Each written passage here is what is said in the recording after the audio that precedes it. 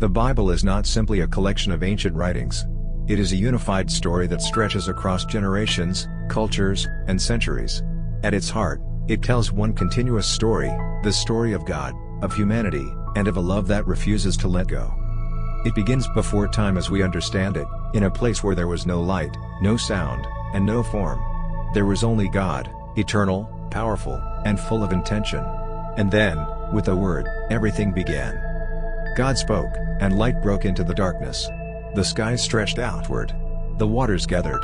The earth formed. Life emerged in beauty and order, each part created with care and purpose.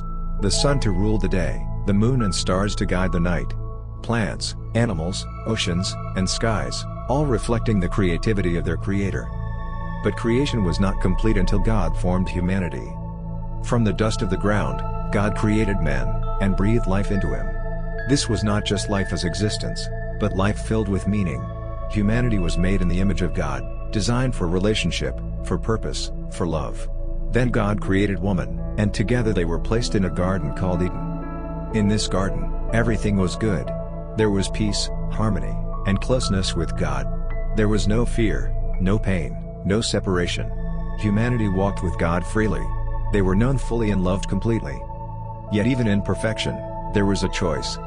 God gave one command, not to eat from the tree of the knowledge of good and evil. It was not a restriction meant to harm, but a boundary meant to protect. It was an invitation to trust. But into this perfect world came a whisper of doubt. The question was subtle but powerful: can God really be trusted?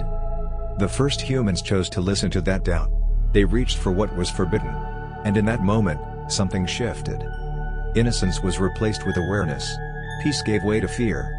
Instead of running toward God, they hid from Him. This moment is known as the fall. Sin entered the world, not just as wrongdoing, but as separation. A break in the relationship between humanity and God. And from that separation came everything else: pain, struggle, brokenness, and death. But even then, God did not abandon His creation. Instead, He spoke a promise. A promise that one day, a way would be made to restore what had been broken. As humanity spread across the earth, so did the effects of sin. People turned away from God. Violence and corruption grew. Yet even in the midst of this, God continued to reach out. He chose a man named Abraham and called him into something new. God made a covenant with Abraham, a sacred promise. Through him, a great nation would arise. And through that nation, all the families of the earth would be blessed. This promise was not based on Abraham's perfection, but on God's faithfulness. Abraham's descendants grew into a people known as Israel. They were chosen not because they were greater than others, but because God had a purpose for them. Through them, the world would come to know Him. Yet their journey was not easy. They found themselves in Egypt, where over time they became enslaved. Generations passed in hardship and suffering. They cried out for help. And God heard them. He raised up a man named Moses, who would lead them out of slavery. Through signs, wonders, and acts of power, God confronted the oppression they faced. He parted the sea, guided them through the wilderness, and brought them toward freedom. This moment, the Exodus, became a defining story of deliverance. It revealed that God sees suffering. He hears the cries of the broken. And He acts.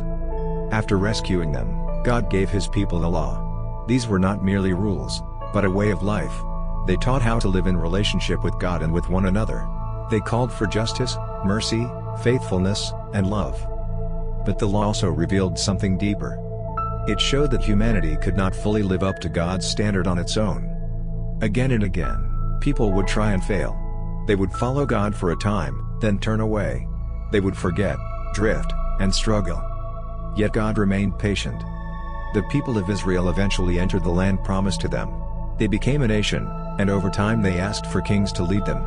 Some kings, like David, sought after God's heart. Others turned away, leading the people into deeper brokenness. In response, God sent prophets, messengers who spoke truth. They warned of consequences, but also offered hope. They spoke of a future where hearts would be changed, where forgiveness would be complete, where a Savior would come. The prophets described this coming figure in different ways. A king who would rule with justice. A servant who would suffer. A light who would shine in darkness. A shepherd who would gather the lost. The longing grew over generations. People waited. Then, In a quiet and unexpected moment, everything changed. A child was born in humble circumstances. Not in a palace, but in a simple place among ordinary people. His name was Jesus. He did not arrive with power as the world expects. He came with gentleness, with humility, with purpose. As he grew, it became clear that he was unlike anyone else. He taught with authority, yet with compassion. He spoke of a kingdom not built on power, but on love. He healed the sick, restored the broken, and welcomed those who were rejected by society. He showed what God is like.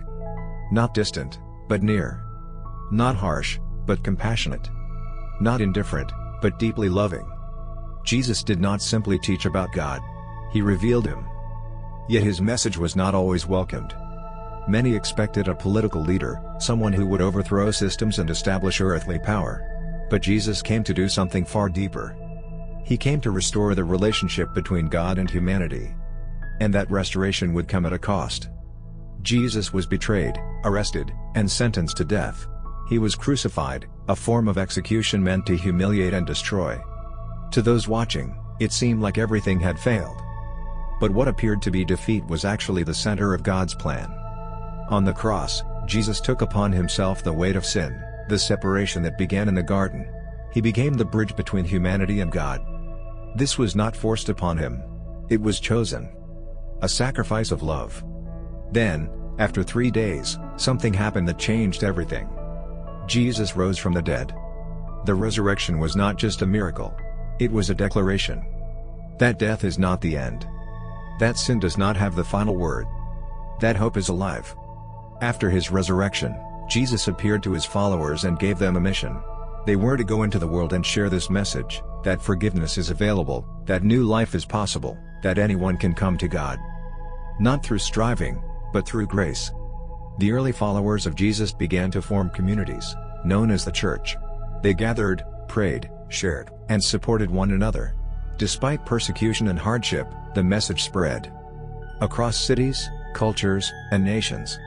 It was a message that resonated deeply because it spoke to something universal. The human need for meaning. The desire for forgiveness. The longing for love. The Bible continues with letters written to these early communities, offering guidance, encouragement, and correction. They speak about living with faith, loving others, enduring hardship, and remaining grounded in hope.